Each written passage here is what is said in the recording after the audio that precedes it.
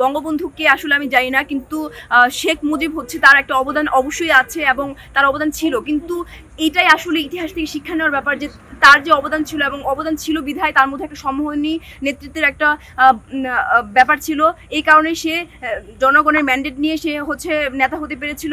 কিন্তু আমাদের প্রশ্ন হচ্ছে সে আসলে সেটা ধরে রাখতে পেরেছিল কিনা এবং আজকে তার এরকম পরিস্থিতি কেন হলো। সে যদি বাকশাল কায়েম না করতো, সে যদি হচ্ছে ফ্যাসিস্ট না হয়ে উঠতো, সে যদি স্বৈরাচার না হয়ে উঠতো, তাহলে কিন্তু তার হচ্ছে ওই ধরনের বলবো মৃত্যু হতো না এবং তার এ ধরনের পতন হতো না। এবং তার পরবর্তী যে পরিবারতন্ত্রের কথা যদি বলি, তার মেয়ে এসে কি করে গিয়েছে এবং 24 কিন্তু সেটি দেখিয়ে দিয়েছে। এবং এটাই আমরা বলছি যে ইতিহাস কিন্তু সে আসলে কি ছিল এবং কি হয়েছে সেটা কিন্তু আমাদেরকে বুঝিয়ে দিচ্ছে। এবং সে আসার পরে তার সময়কার যে নেতাগুলোকে সে যেভাবে ডমিনেট করেছে এবং তাদেরকে যেভাবে ইতিহাস থেকে একপেশে করে রেখে শুধুমাত্র নিজেকে জাহির করেছে, সেই ব্যাপারটা আসলে প্রমাণ করে যে সে আসলে ওই পর্যায়ের নেতা হতে পেরেছিল কি না।